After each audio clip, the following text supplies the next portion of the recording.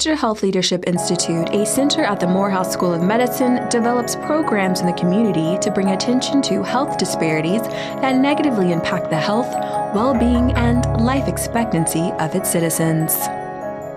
On today's program, Rosemary Kenitha leads a panel that discusses mental health in the African American community, the stigma, barriers, and treatment. Hello, thank you for joining us on today's edition of the Satcher Health Leadership Institute Presents. My name is Rosemary Kenitha from the Satcher Health Leadership Institute at Morehouse School of Medicine. On today's show, we'll be talking about mental health in the African American community. And I have with me a great panel who'll be talking about their personal and professional experiences having dealt with mental health illness. And to start off, I have Dr. Keisha Holden, who is the Deputy Director at the Satcher Health Leadership Institute, and she is also an Associate Professor in the Department of Psychiatry at Morehouse School of Medicine. Welcome, Dr. Holden. Thank you. And next we have Miss Carolyn McKenzie, who is Founder and President of Mental Health in African American Communities, also MHAC. Welcome, Carolyn. Thank you. And next we have Miss Melody Favor, who has had a personal experience living with mental health illness and is a living testimony on how you can live successfully with mental illness. Thank you so much. Welcome, Rosemary. Okay, great. So I'm excited about discussing mental health in the African American community, and you all, of course, have your own personal experiences having dealt with it. Of course, Dr. Holden, with your personal experience at the Satcher Health Leadership Institute and with your professional training, and at the Satcher Health Leadership Institute, can you please elaborate a little bit on what you do there and give us a little bit more information about the Satcher Health Leadership Institute? It's certainly a pleasure to be here today to conduct this panel, be a participant on this panel. Mental health, mental illness, mental wellness, behavior health is certainly something that's very passionate for me. I'm a psychologist. As you mentioned, I'm in the Department of Psychiatry and Behavioral Sciences at Morehouse School of Medicine, as well as the Satcher Health Leadership Institute as its Deputy Director. We have the privilege at the Satcher Health Leadership Institute to have leadership from Dr. David Satcher. Many of you may know that he is the 16th U.S. Surgeon General, as well as a leading professional in public health and mental health and wellness, and a thought leader who has put a lot of the issues around mental health and wellness on the map from a national perspective as well as an international perspective. And so at the Satcher Health Leadership Institute, we're dedicated to programs in the community as well as research initiatives and really engaging with individuals, families, and communities on strategies to improve mental health and wellness as well as other areas. At the Satcher Health Leadership Institute, we have 5 divisions, one focusing on sexual health, one focusing on health policy. Another division is called Community Voices, which is really geared at improving access to care for underserved individuals and families. We also have a division of health promotion and disease prevention, and we have a division on behavioral health. And so in the division of behavioral health, we have so many initiatives. One is focused on integrated care, which focuses on how we can improve access to care for individuals at risk for mental illness, and how that can be a strategy, whether it be direct services, behavioral health services, as well as looking at primary health care services and how behavioral health may be a part of those behavioral health services or primary care services for individuals at risk for mental illness. So at the Satcher Health Leadership Institute, as I mentioned, we are a diverse group of professionals, multidisciplinary group of professionals dedicated to improving health and wellness, and mental health is a part of that. Okay. And so I know you mentioned the integration of behavioral health and primary care program. So how significant is it to look at the person as a whole, the significance of mental illness and overall health? Okay. Health really is inclusive of mental health. We traditionally have operated in a modality where mental or behavioral health has been separate from overall health, but it really is an important aspect of an integrated system, holistic, comprehensive approach to how health should be conceptualized. And so at Morehouse School of Medicine, at the Satcher Health Leadership Institute, we view behavioral health, mental health and wellness as a central part of overall health. And mental health and wellness, just so you know, is really looking at how a person may have a successful ability for performance of mental functions. And these mental functions may result in productive activities, engagement in successful, productive relationships, or interpersonal relationships with other people, being able to be resilient or respond to adversity, and cope with change. That's somewhat of a definition of mental health. And alternatively, mental illness is when a person may have difficulty in functioning, whether at home, at school, at work, in their community. So there is some challenges that may exist in an individual being able to function at their highest level or capacity that they may have in several important spheres of their life. Okay, great. Thank you for elaborating on that. I would like to talk to you, Caroline, so you can tell me a little bit about your experience in mental health. I know you are the founder and president of Mental Health in the African American Communities. So if you could please share about your experience with MHAC, which is Mental Health in African American Communities, how you got involved and how you got started. Okay. Well, I worked for Fulton County Department of Health Services for 8 years in the behavioral health and public health departments in both divisions. And in 2011, one of the greatest loves of my life, my niece, who I raised as a daughter, had a mental illness episode. We never saw this coming. I detected something in her voice on one morning when I was getting ready for work, and I asked her what was going on because she was just so paranoid. And when she told me that she hadn't slept in a week, not one wink in a week, I immediately told her to go to the emergency room, and she did. And they gave her a shot and some medicine. She went home and she slept all day. The next day she called and she sounded lucid. But she had made a lot of bad decisions, and she doesn't make bad decisions. I mean, not really. She's really bright. So I told her to go back and undo all those things that she did that led up to her not being able to sleep. A couple of days passed and she called me in the middle of the night and she was just crying profusely, and she said that she was going to kill herself. And I told her to put her husband on the phone. So I said, take her keys because she is going to drive 3 hours north to me. I don't want her to do that. She's not in the right frame of mind to do that. So he took her car keys and he packed her bags, and the next day we met in Macon, Georgia, and I brought her back.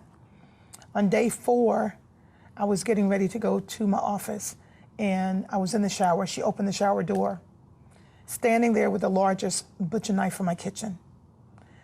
So to make a long story short, there was a struggle. I was stabbed multiple times, left for dead, and she killed herself.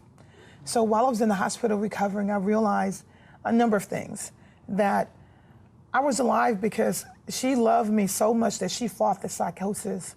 And then she made the ultimate sacrifice, apparently, because she realized she didn't have control of her mental faculties and she wanted to save my life. So she took hers. So that's my personal experience, and that birthed mental health in the African American community.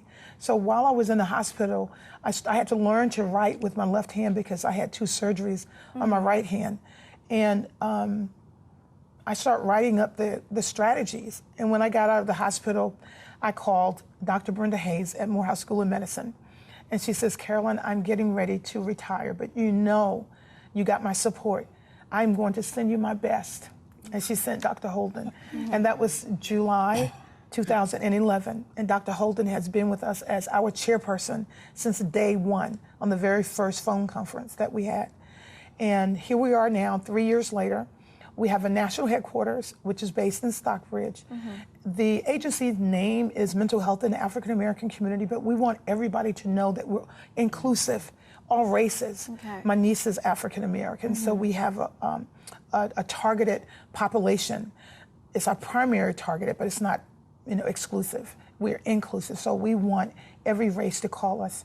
Okay. We have a number of programs that have been designed, and we have copyrights for all the programs because they're innovative. They've never been done before.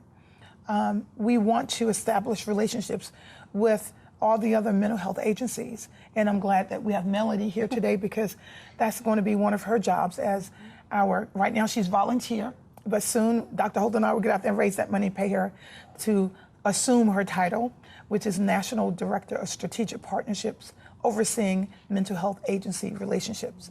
I just want to acknowledge just quickly that mental health or mental illness are issues related to mental illness. It's quite far-reaching from a national perspective. There are millions of individuals who have untreated mental illness, and we have a responsibility to help provide education, resources, and support to those who may not have access to support services. So at any given time, 1 in 4 women, for example, may suffer from mental illness in their lifetime. Women disproportionately are affected by mental illness more so than men, or at least that's what the numbers show us from research that's been conducted.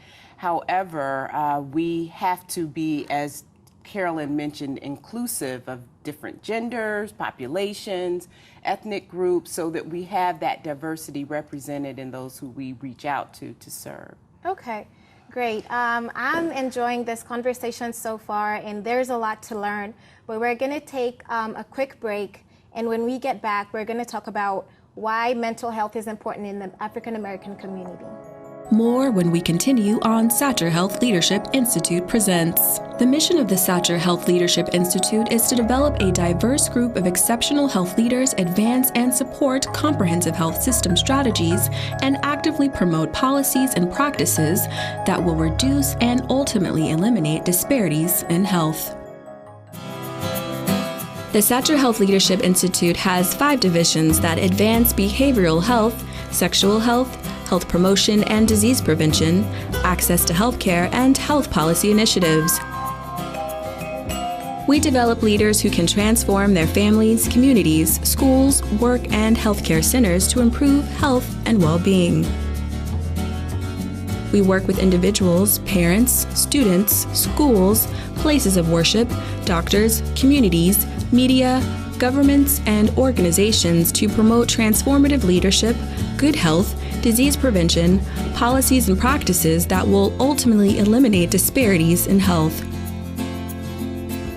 Through partnerships and collaborations, we develop innovative solutions that are meaningful and help to reduce disparities that negatively impact health, well-being, and life expectancy. We seek and appreciate partnerships and treat our partners with respect and civility that results in useful, innovative programs. Our programs include, but are not limited to, leadership programs, postgraduate policy leadership fellowship programs, smart and secure children parent leadership programs, community health leadership programs, community programs, sexual health initiatives, re-entry and reduction of incarceration of Black male initiatives, integration of behavioral health and primary care, quality parenting program, childhood obesity, and community health initiative solutions to address health disparities and promote health equity across lifespans. Visit our website at shli.msm.edu to see how you can partner with us to transform healthy communities. Welcome back to the Satcher Health Leadership Institute Presents. We're going to talk some more about mental health in the African American community. And Carolyn, I know this is a topic that you said is close to home. So I know you mentioned, the whole scenario with your niece. Do you feel like there were any barriers or challenges to her accessing care to mental health care? Or do you feel there are any barriers or challenges overall in accessing mental health in the African American community? Yes, I do, because her illness appeared out of nowhere to us, but it's apparently clear that she was suffering in silence. Some of the barriers are insurance, and people just cannot afford to pay $200 for the first office visit. And Then there's race identification. You know, people identify with people who look like them. So we get a lot of calls from people saying, I want to see a black psychiatrist. I want to see a black psychologist. And they don't have immediate access. But now that, you know, we're partnering with the Black Psychiatrists of Greater Atlanta, that's going to give us a referral source. So another barrier is transportation. Some people just don't have the transportation. And the major barrier is the stigma. People are embarrassed. They don't want to talk about it. They want to sweep it under the rug because they feel as though something is wrong with them. So our agency is working on removing the stigma, breaking the chains of silence. Okay. Melody, I know you have your own personal experience having been diagnosed with mental illness. Can you share that experience with us? I would love to. First of all, let me say I'm excited about being here. The opportunity is just awesome, and I hope it's encouraging for others who are watching this program. I'm not a clinician, I'm not a doctor, but I am a consumer of mental illness. I like the fact that we interchange mental illness and mental health, because that's really what I'm searching for, mental health to be stable. I was diagnosed in 2000 with bipolar, whether bipolar 1 or bipolar 2. But a lot of the signs and symptoms of the highs and lows that traveled with me all the way through young adulthood and never got diagnosed. Like Dr. Holton said, a lot of people go undiagnosed. They say that 1 out of every 4 adults has a mental illness. Yes. They say 1 out of every 7 have a severe mental illness. They say 1 out of 10 young people have mental illness. I was age 40 before I got diagnosed. I'd seen the signs, the highs and lows. My major complaint was always when I couldn't handle the challenges of life in general, whether it was working, whether it was paying bills, all those things, when they would become overwhelming for me, I only knew one option, and that was I wanted to kill myself. I wanted to commit suicide. I didn't believe that I was going to be able to press through that pain or that challenge and live a successful life. I always thought that I was at the end. But some way, somehow, God always gives us strength for the journey, and I was able to persevere through that. And then it got to a point where when 2000 came, and a girlfriend who had been with me for a long time noticed the highs and lows and finally stepped in and said, you know what, Melody, we're going to get you some help.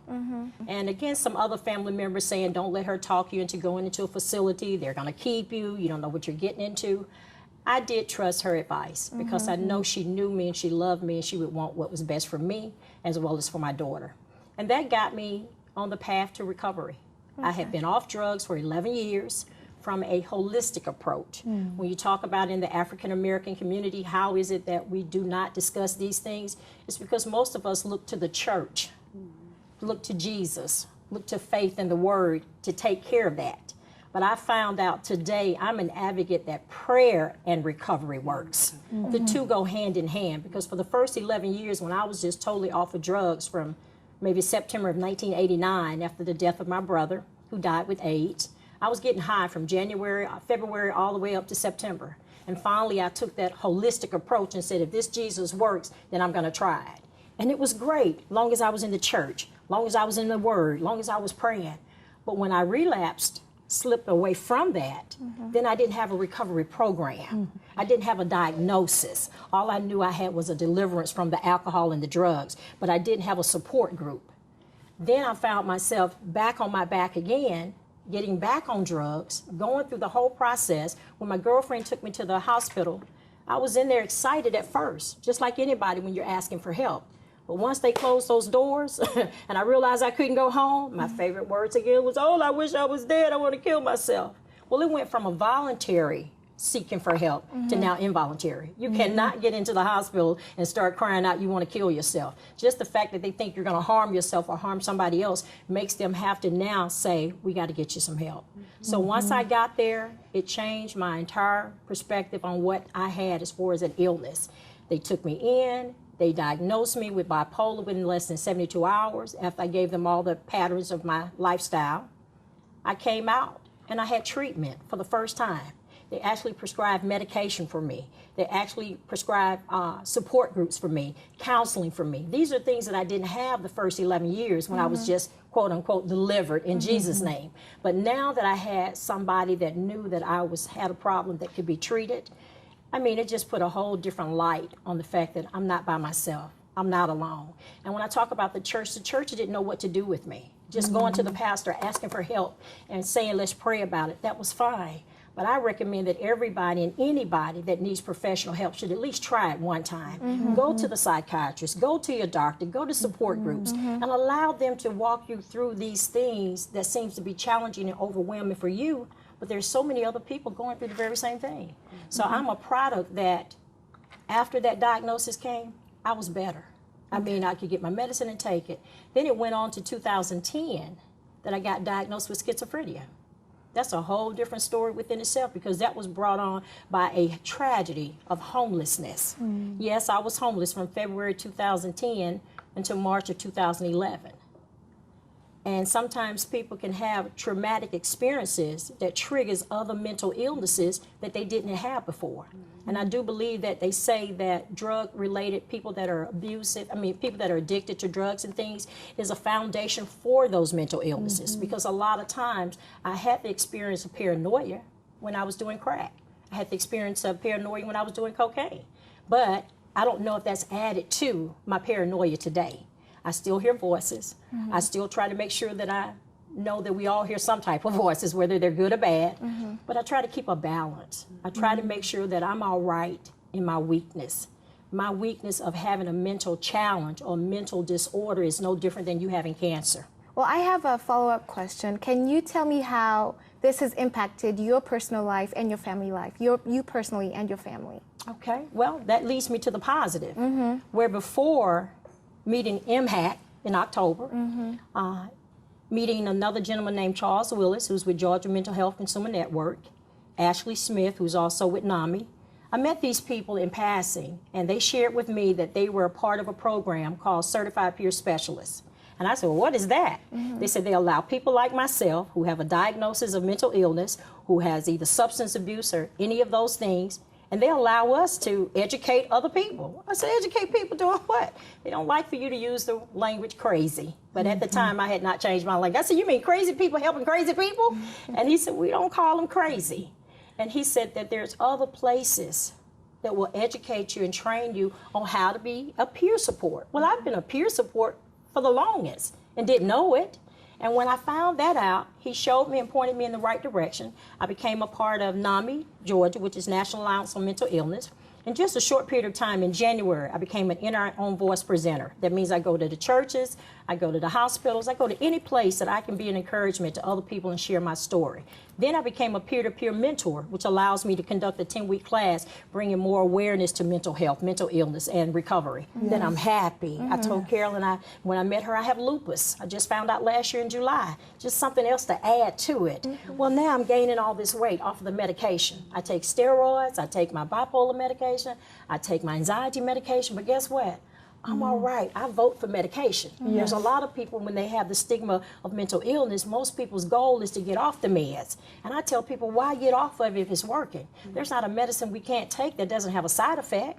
But I'm healthy at 159 pounds when I only used to weigh about 110. So what am I saying? The impact that it's had on me has been a turnaround. I'm taking something that used to be so negative, and now it has a spin on it. I'm glorifying God in what I do. It's opening doors for me, and that's what I try to tell people now. I'm an advocate to go out and try to encourage other people. You can do it too. Whether you find MHAC, whether you find Dr. Holden, whether you find even a young lady like yourself that would be a support group. I strongly believe that if people are led to organizations that can build value in their illness, instead of shame in their illness, they will grow and evolve even the more like I'm doing. No one could have told me that I would be on the TV, on the panel, talking about the mental illness, and excited that I have a voice for someone that give them a word of encouragement. How do you do all these things with schizophrenia and bipolar if we look like we bent over all the time? I work real hard. Dr. Holden, could you please tell us a little bit more about the different types of providers for mental health? Yes, I certainly can. I want to first start with the primary care physician as a great place to start. Even if you don't have a mental health professional, a psychiatrist, a psychologist, or a licensed clinical social worker, starting with your primary care physician is a great place to share with him or her issues that you may have that may be bothering you. So a psychiatrist is a medical doctor who has the ability to prescribe medications. A psychologist usually is doctorally trained, clinical psychologist, and they primarily will work with you on talk therapy, psychotherapy, and oftentimes a psychiatrist and a psychologist may work together to support each other so that the best maximum treatment can be provided for a patient. And as far as treatment is concerned, what are some of the coping strategies that people can access? Well, there are a number of different treatment strategies, and I'd actually like to turn it over to Melody to share her experiences and what she would suggest. Well, one of the things I went back and mentioned before is once you talk to your doctor and they give you the meds that you're supposed to take, people have to be obedient and do as accordingly as they say. You know, in other words, you can't mix alcohol in your medication, because that's what I did. I mixed alcohol and medication, and I also did drugs, and my body burnt from head to toe. So when I find myself straying away from my instructions, I have to learn to sit down, get quiet, meditate, pray, read, call some people and talk to them. Just getting up walking makes a big difference. Anything that will pull me out of doom and gloom. Right before I got here this morning, I was already having a low place. So I know that even though I'm in recovery, the key is I'm in long-term recovery. I'm just not delivered from drugs and alcohol, and I don't have to have a recovery program. I have to constantly remind myself to do the things that are healthy for me. I would like to leave it with 3 Bill of Rights concerning those people that are like myself as consumers. Number 1, we have the right to be viewed as capable of changing and growing. Number 2, we have the right to a health care and social service system that recognizes the strength and needs of people with mental illness. Number 3, we have the right to, whether seeking recovery in the community, a physician's office, treatment center, or while even incarcerated, to set our own recovery goals. We have the right to select services that build on our strengths. That's why it matters, because we have rights if people would just let us tell them what we feel is best for us. Okay. Great. Thank you, ladies, for joining us on today's episode of SHLI Presents. I've learned a lot from today's show on mental health illness, and I'm sure our viewers out there too have learned a lot. My name is Rosemary Kinuthia from the SHLI Leadership Institute at Morehouse School of Medicine. Thank you again for joining us on today's edition of the SHLI Leadership Institute Presents. Have a good evening.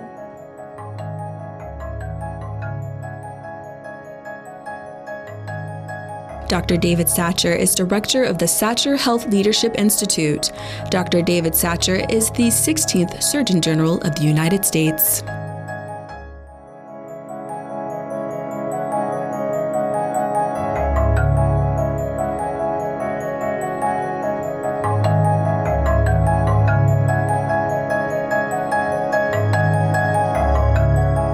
Funding for this program was provided by a grant from the Southwest Hospital and Medical Complex Foundation.